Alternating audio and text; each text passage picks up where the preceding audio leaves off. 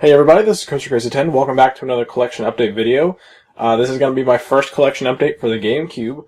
As with my Wii collection, my GameCube collection has grown somewhat significantly over the past few months. I'd say in the past 2 months I haven't really collected anything for the GameCube, but in the months leading up to the past few months I've gotten quite a few things.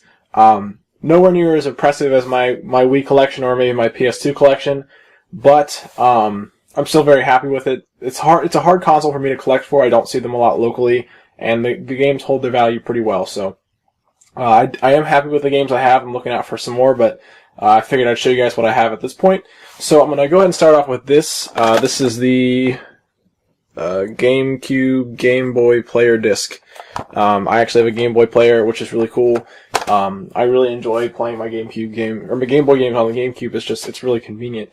So let's go ahead and get on to the games. We've got Legend of Zelda: The Wind Waker.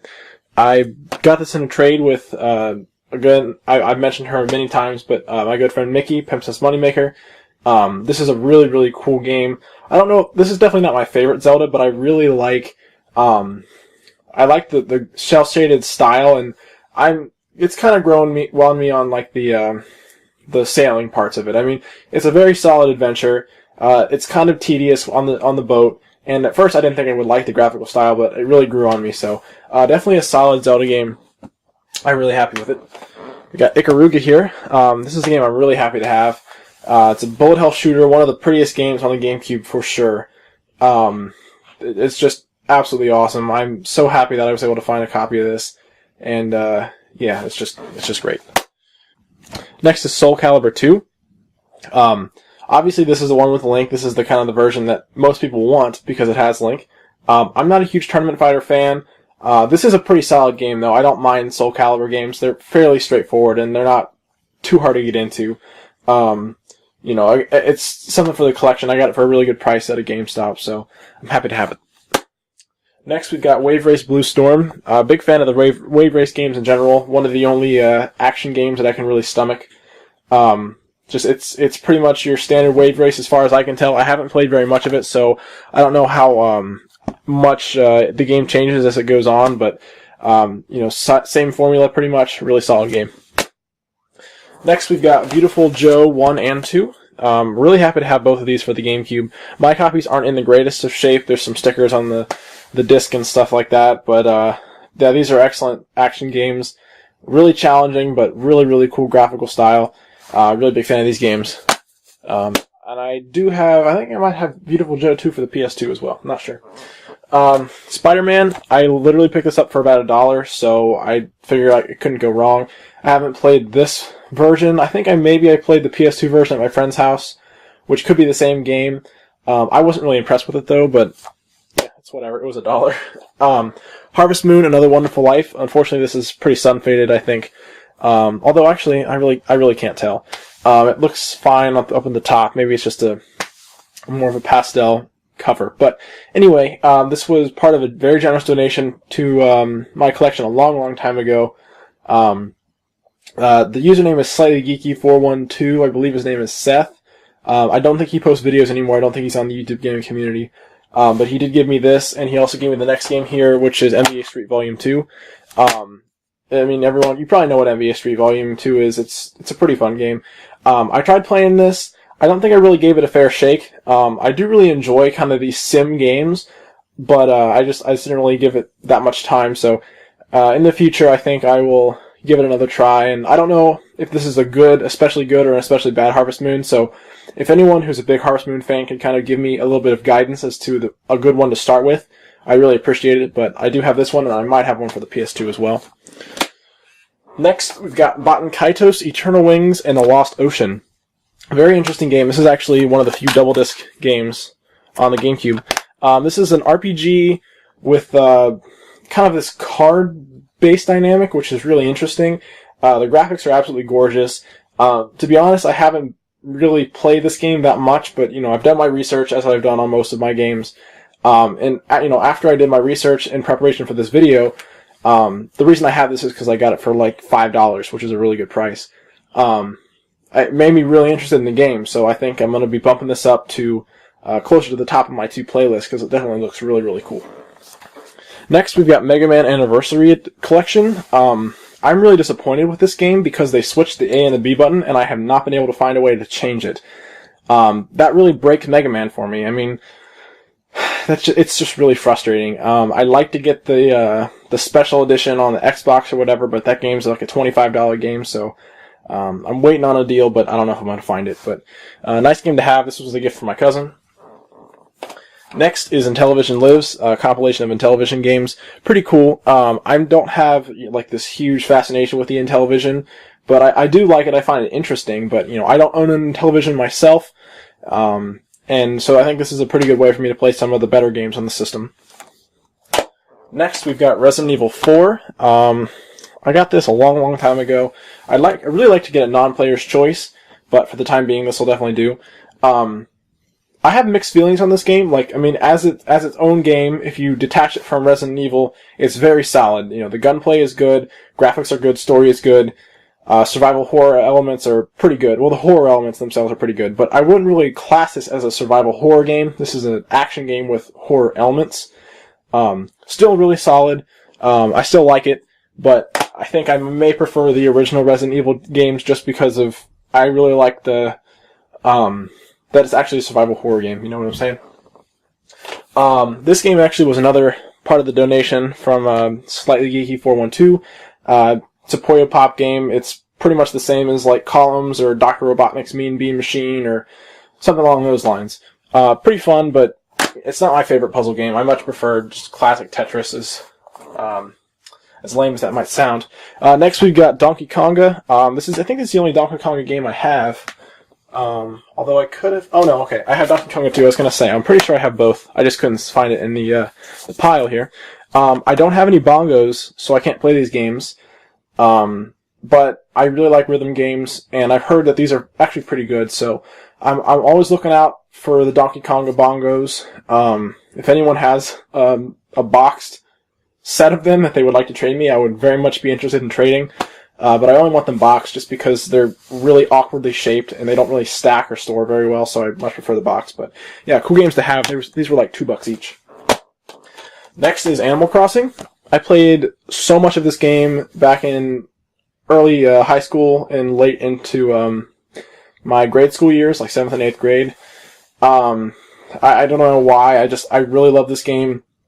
I played it a lot with my friends. We would visit each other's villages, and I really enjoyed the aspect of trying to pay back your loan. I don't know why. I just got so addicted to this game and running around and doing errands and stuff. I probably put 200 hours into this game, something like that, when I was younger. So I'm glad to have it back. I actually sold my original copy, though. Next, we've got Mega Man X Command Mission. I got this as part of a mystery box, the same place that I got the Intellivision Lives. To be honest with you, I don't know much about this game. I didn't really look it up. But it's not really a traditional Mega Man X game. It looks kind of in 3D, so I'm not really sure if anyone has any experience with this game. I'd love to hear about it. I probably should have looked this up before I shot the video, but I kind of forgot I had it, to be honest with you. Okay, next, Super Smash Bros. Melee. Quality title here. I mentioned before my Wii collection video, I'm much more of a fan of the N64 version, but this is definitely a really solid game. It is a lot of fun in a party setting as long as no one's way better than you. It's very fast and slippery though, which is hard to get used to, but yeah, I like playing as Marth. I think that's my favorite character in the game. Some quality additions to the roster too, so I'm very happy with this game. I have a lot of good memories playing this with my friends back in again late grade school, early high school, so definitely a solid game. Okay, next we've got Resident Evil 0. Probably should have grouped this with Resident Evil 4. I got this for a really good price at a garage sale, about $2. The only downside is this is like a Blockbuster case, so it's not really in the right case, but all the discs, both of the discs are there, the manual's there, the insert's there, so it's all good. I'm really happy to have this. I do need to play this. I haven't actually played it yet, but my roommate has very good things to say about it, so I need to figure out where this lies in the universe of Resident Evil in terms of chronologically, so I can play it at the right time, but really cool game to have for sure. Another garage sale find, Pokemon XD Gale of Darkness. I actually paid $5 for this, and this is like a $20+ game. I was so happy to find this. It's about as close as Nintendo has gotten to making a 3D Pokemon adventure. It's very limited in scope. It's definitely not your traditional handheld Pokemon adventure, but definitely really cool. Really, really interesting title for the GameCube. I'm really happy to have it. Next is Super Mario Sunshine. I mentioned this a little bit in my my Wii collection video. I was saying, I'm getting the same feeling from Mario Galaxy as I did from Mario 64, and I didn't really get that from this game. That's not to say that I don't enjoy it, because I really do like this game. It just didn't feel the same. I like the addition of FLUDD, but it kind of took away the sense of fear, and maybe not fear, but I was always nervous when I played Super Mario 64, and when I'm playing Mario Galaxy. It's, there's not much protecting you from yourself. With the FLUDD, you kind of have the ability to really pinpoint your landings and stuff, but in the other games, you really have to be quite skilled. But still a very fun game. I don't think I beat this all the way, but I know that I got quite a few shines.